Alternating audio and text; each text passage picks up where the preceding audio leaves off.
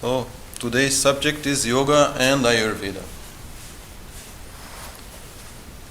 Ayurveda being the Indian school of medicine, you could say. Literally speaking, a Veda is a body of knowledge, like a particular science. And in that way there are many kinds of Vedas. And Ayur means life, so Ayurveda means the science of life, but not so much in the sense of, how to live, but in the sense of how to stay alive, how to keep your health, how to keep the life force in a good condition. And this is a very old science, and already a very long time ago it was very well developed. So Ayurveda is a really very old science, and already 2,800 years ago a really big book was written by an Ayurvedic doctor called Sushruta, which describes, for example, in full detail how to do different kinds of surgery, even how to do plastic surgery, how to do brain surgery and all these things. And in this way the Ayurveda has been very influential over the whole world. Some historians will even say that it is the source of the medical knowledge of the whole world, but I am not a historian, so I can't really say. But clearly it has had a big influence, for example, on the Greek medicine, on the ancient Greek medicine system, which is really the basis of our own medical system, starting with Hippocrates. So Ayurveda is really a very old science, which is very interesting if you want to stay healthy or become healthy again in case you are ill. And so then what is the relationship to yoga? Some people will say, well, it's obvious, you are doing yoga because you want to become more healthy, and so Ayurveda can help you with that. But actually that is not so much where the relationship is, because yoga is not necessarily very healthy, and yoga is not necessarily done for health. That's more like a side effect that you get from some yogic exercises. But there are quite a few yogic exercises which are not very healthy.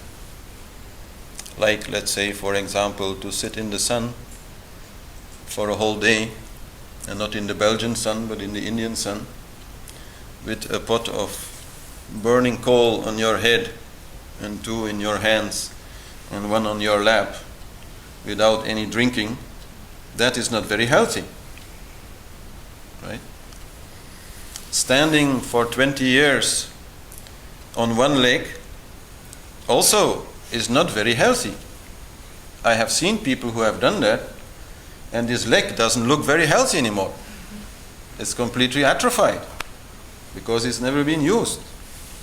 I've seen people sitting in a bathtub for 10 years, only coming out to go to the toilet, and then boom, they go back in. This skin is completely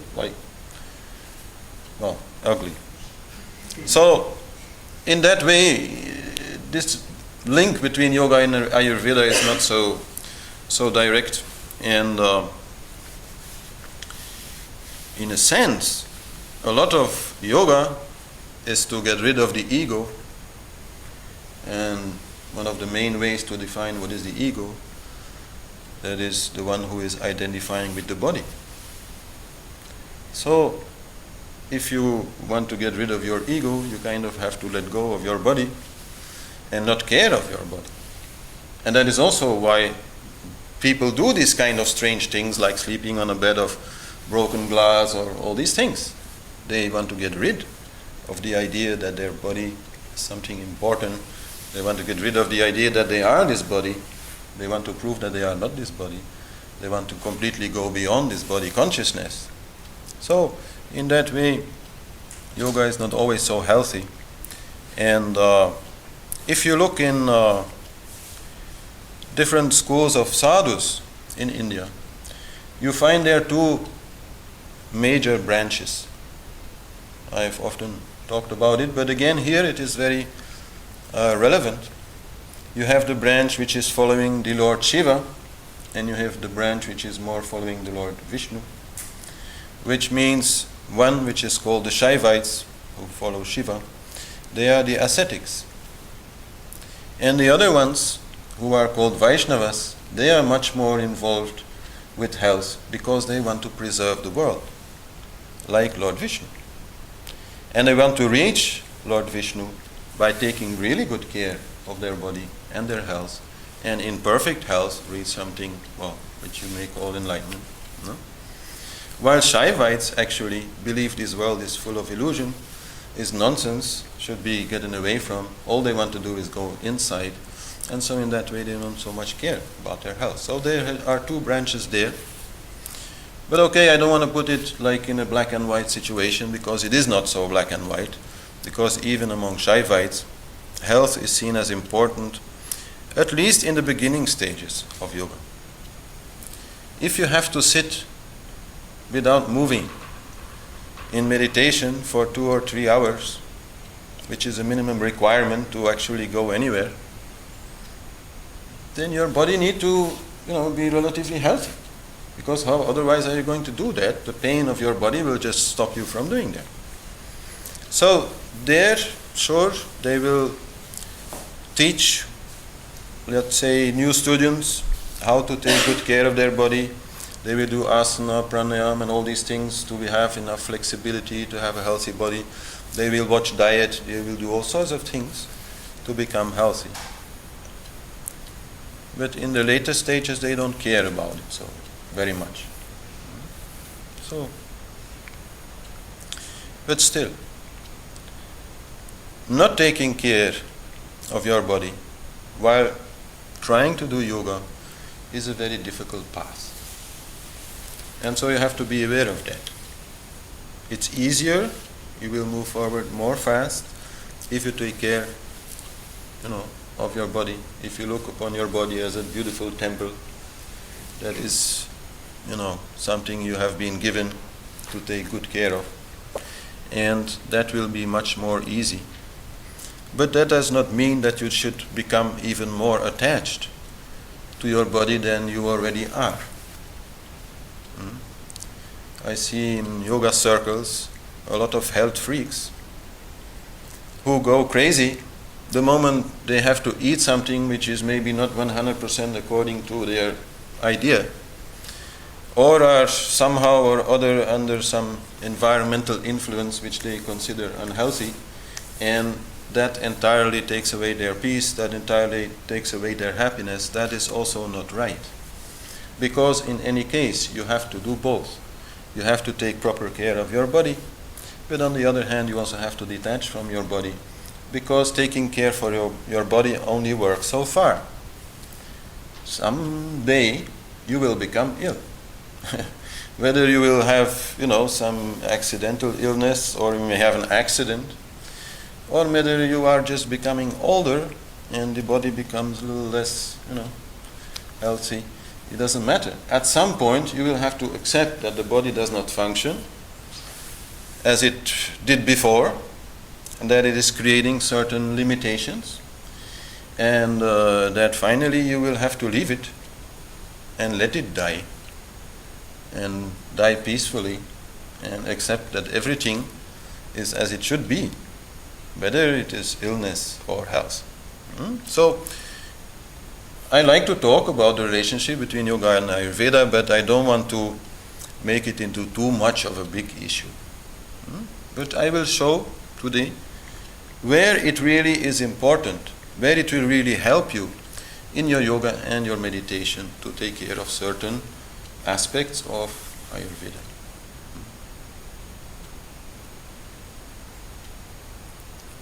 Today will be more like you could say, theoretical introduction to some of the main concepts in Ayurveda. And then after, there will be another class on Ayurvedic cooking, because cooking is a very important aspect of it. And then one more class I will give on like home remedies, things you can do yourself to keep more healthy or to deal with minor ailments. But I am not a doctor, and I am certainly not a specialist in Ayurveda. I am maybe a little bit myself too much of a Shaivite to care so much about it. That's, just my character. And so if you want to know more than that, then you'll have to go to somebody else. And I can advise there my brother John, who is actually very interested in that and very good in that and giving classes in that, and whoever wants to learn more can go there. So,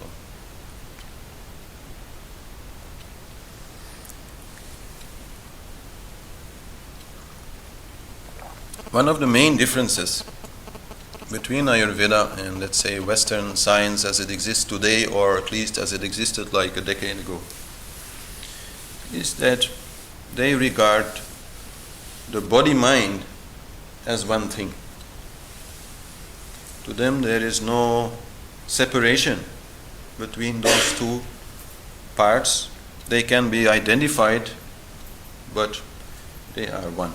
And so every approach in Ayurveda looks both at the physical aspect as at the mental aspect or even spiritual aspect, and also at the energetic aspect. So an Ayurvedic doctor is really not only going to take your pulse and look in your throat and do these kinds of physical examinations, but is also going to ask you a lot of questions about how you are doing in your life, what kind of problems you are having in your life, and how you are reacting to it emotionally, mentally, and so on.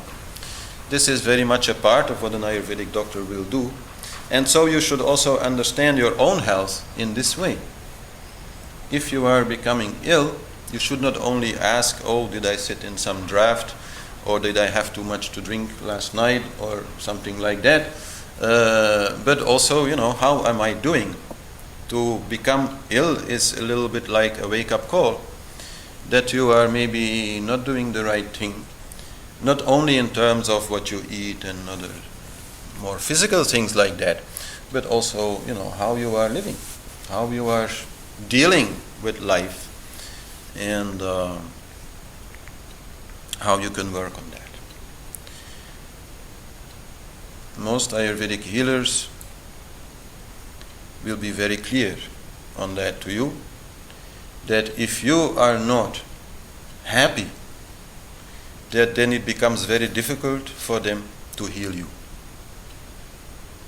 They may give you some treatment, they may give you some medicine, but if you are not smiling enough in your life, then maybe that medicine will remove that expression of disease, soon only to be replaced by some other expression of the same disease. So, to be happy is very important if you want to be more healthy.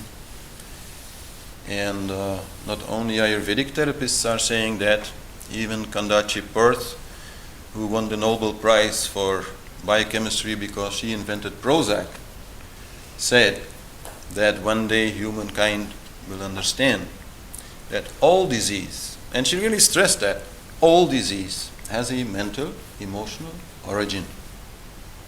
So, I'm not a doctor, I can't say, I'm not a professor, but it's quite clear that there is a very strong link between body-mind, and that you have to take good care of your mind also, if you want to stay healthy. And of course, otherwise, in the other way also. It's not so easy to be happy if you're ill. It's not necessary to be unhappy if you are ill. That's also really good to know. But it's not so easy. You have a lot of pain and you cannot really do what you want to do, and you have to miss out on a lot of fun. It's not so nice. But still, to recover, to conquer that illness, the first pill you have to take is happiness. Right? It's the first thing you have to do. You have to work on your happiness. You have to do whatever you can to become happy and accept the situation as it is, and from there move forward with whatever other treatment you can think of. But if you are going into some kind of panic, then it is not only you who will panic. Your body will also panic. Your body cells will panic. Your organs will panic. Everybody will panic. And in a panic, what can happen? Not much healing can happen there. So you need to go to calmness. You need to go to a little bit of peace. And from there, happily find a solution, accepting and understanding that everything has a purpose. And that from everything something good comes. So, anyhow, this is one basic thing to know. Maybe you could divide these papers. There may not be enough because my printer was running out of ink. But otherwise you look with two people and sharing makes things better. We looked at that in another class, so that's always good. Because we do have to deal with 9 concepts which are very essential in Ayurveda. 9 concepts, actually 3 groups of 3 concepts, which are the Gunas, the doshas, and then a group which doesn't really have particular name. It's a kind of energy division called prana, tejas, ojas. And these are very, very essential to understand your own health and well-being in general. So, even before you have the paper, I can already explain what are the gunas. I have done so sometimes also in other classes, because it's a subject which is not only related to health or Ayurveda, it's also very much related to yoga. It is, you could say, the Indian way to make a system of quality of energy. Gunas are qualities of energy. And in the system there are 3 kinds of qualities of energy called rajas, sattva and tamas.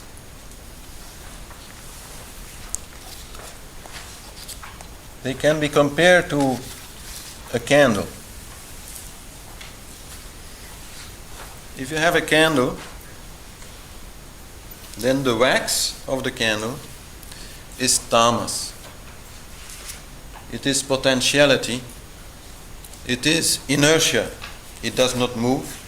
It has the energy, but the energy is not used. The energy is there, waiting for it to be used. And then we have the flame of the candle, which is rajas, which is where the energy moves, where the energy expresses itself. And then the light that comes from the candle, that comes from the flame, which is the essence of the candle, which is the reason why we actually light the candle, is sattva. So this is a very good way to always remember what is rajas, sattva and tamas. And you can also have another like symbolism where you have some kind of plant, and the root of the plant is tamas, and the leaves and the branches of the plant are rajas, and the fruits or flowers of the plant, they are sattva.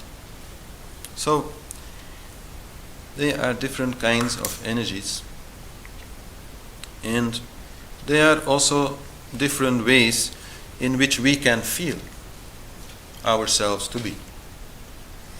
You can be very tamasic, means you are a little tired, a little lazy, a little dull, not wanting to do much, not wanting to think much, maybe only liking to watch TV and have Coca-Cola, something.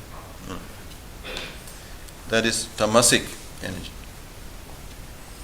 The energy which is more rajasic is when we are moving about, when we want to do things, when we want to achieve things, when we cannot sit still and want to run around and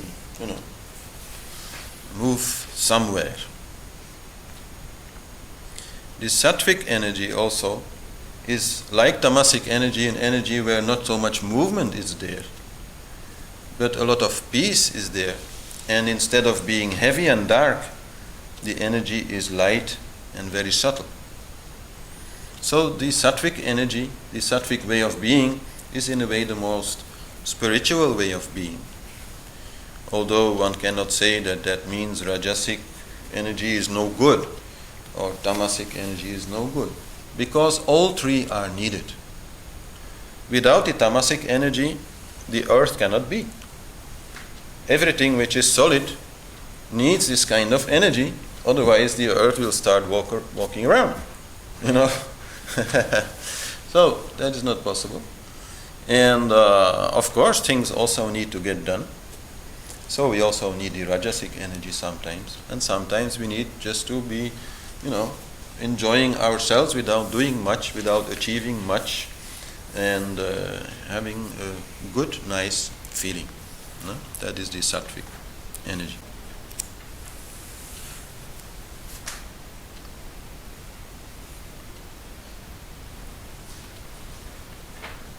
In yoga, we very often start from the basic idea that nothing really changes. In truth, nothing changes. That is a very important understanding in yoga, that whatever happens, really nothing happens. Because consciousness always stays the same. Consciousness is never changing. The person who is behind all of your eyes is never changing. It's always the same person. But of course, outside of that, there is the energy called Prakriti or nature, which is always changing. In that way, it's also never changing because it always changes. But so it is always changing, and it changes through these three modes of energy. It's either inert or moving or giving light. And if you look at the relationship between consciousness and the gunas, then you can say that in the sattvic energy, consciousness is very wise. In the rajasic energy, consciousness is chasing an illusion, but that does not mean that it does not know that it is an illusion. Like, for example, at this moment I am teaching, so this is a rajasic activity. I am trying to do something. But whether I believe it will be worth something or not does not matter. I mean, whatever I am explaining, I am trying my best to explain, but whatever you will understand, I have no idea. Whatever you will do with it, I have no idea. So as long as I am not falling for the illusion, as long as I am not believing that I'm actually doing something, then I can be rajasic without falling into illusion. So I am playing with the illusion, but I am not myself delusioned, which is different in the tamasic energy.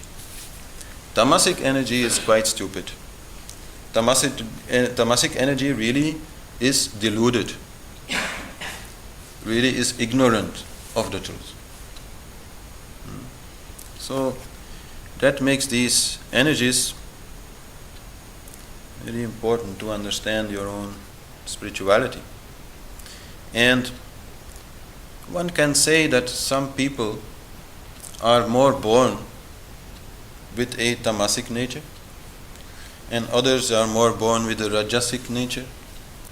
And there's of course an awful lot of people born which have some mixture of these, which are a little bit like rajasic tamasic or rajasic sattvic, or tamasic sattvic usually doesn't match very well. It's difficult to find in one person. But all three can be there, and we need all three. Everybody needs to sleep. If you don't sleep for 4 or 5 days, you'll go crazy. So it's something everybody needs, and everybody needs to move, and everybody needs sometimes to just enjoy life and feel good. So in astrology, in Vedic astrology, they can see more or less what is your dominant guna. But of course, this is something in which you are still completely free.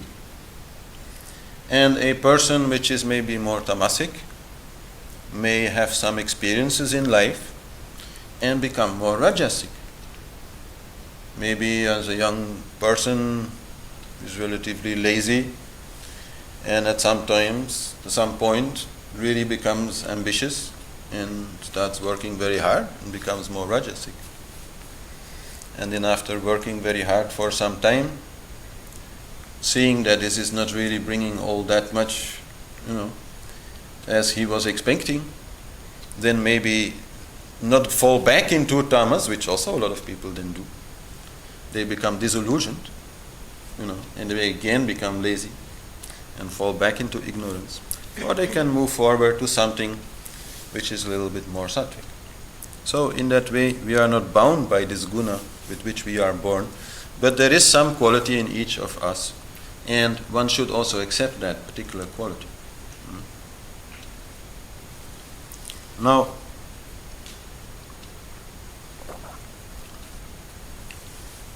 in terms of health,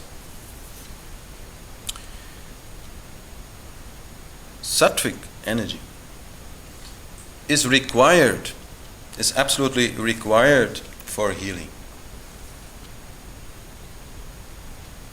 Without sattvic energy, healing is very difficult.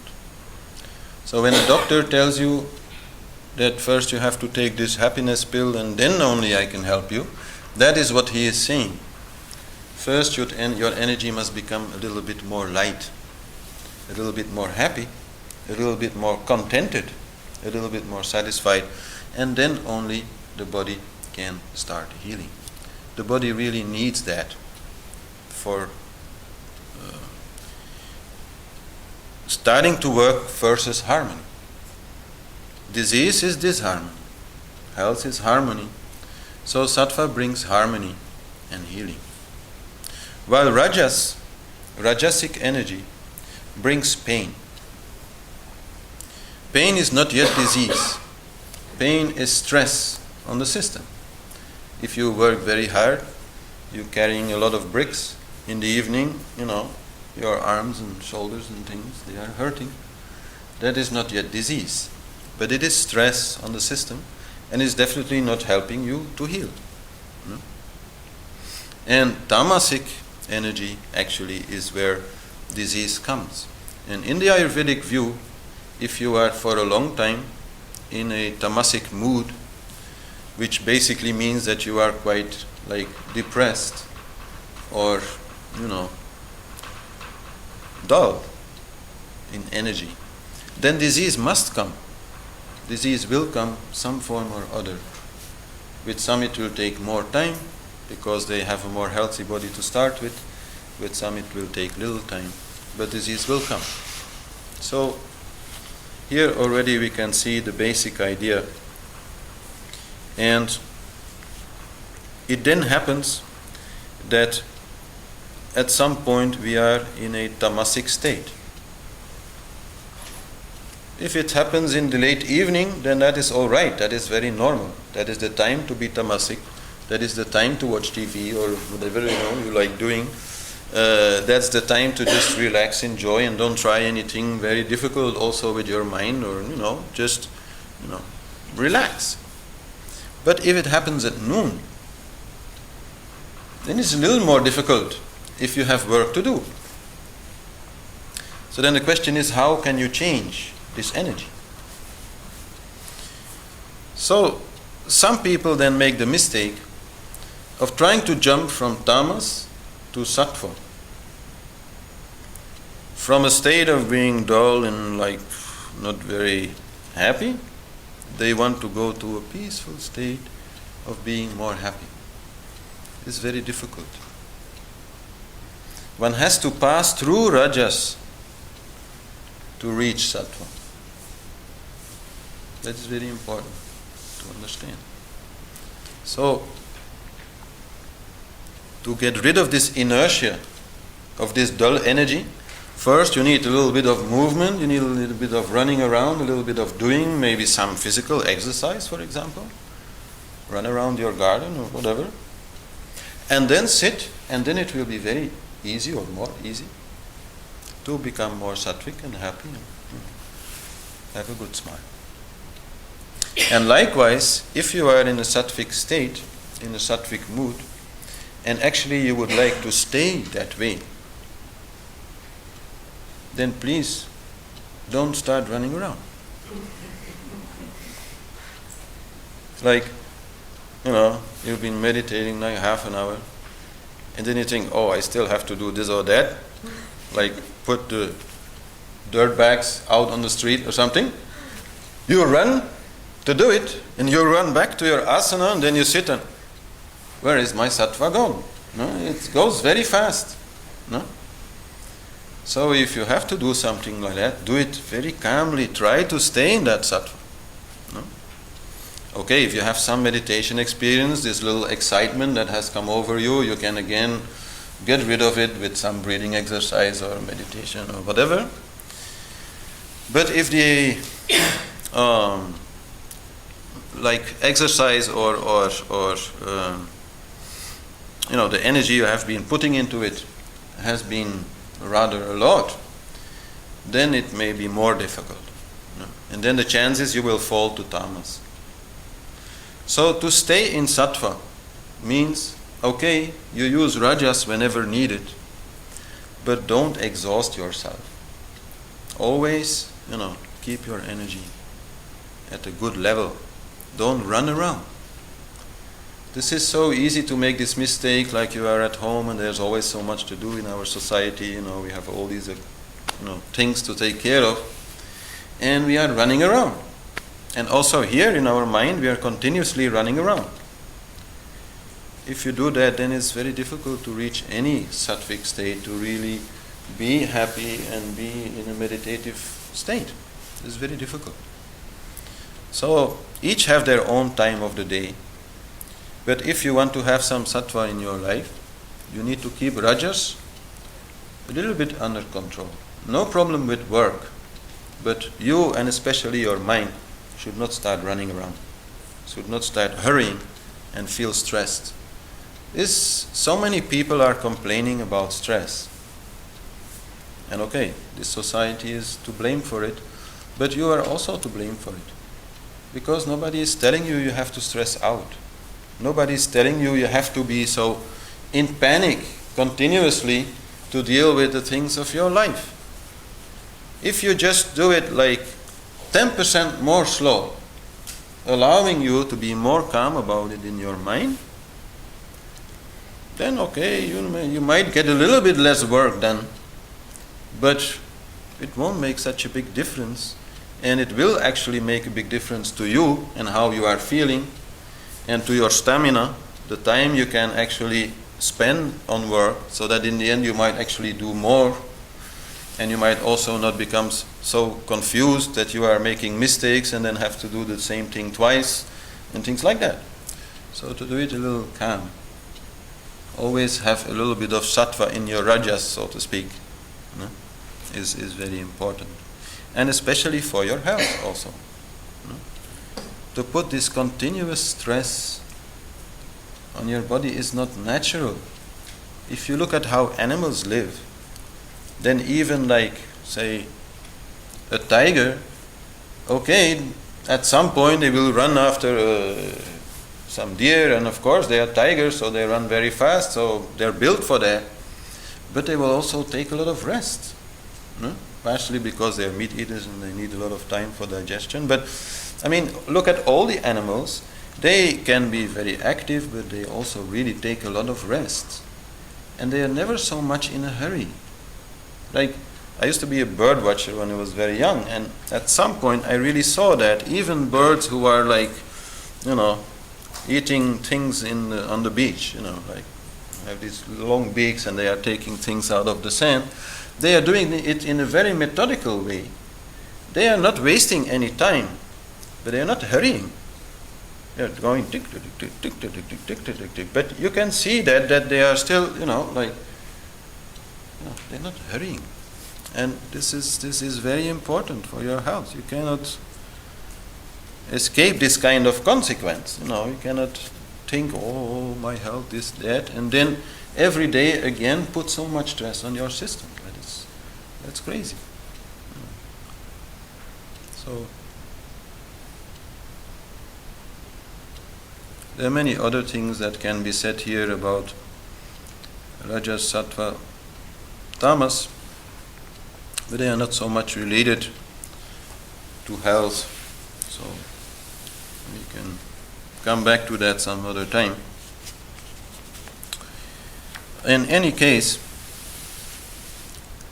from this you can learn that regular meditation or some other practices which bring you more sattva are one of your best guarantees for staying healthy and not taking life too seriously and staying happy also, likewise, very important.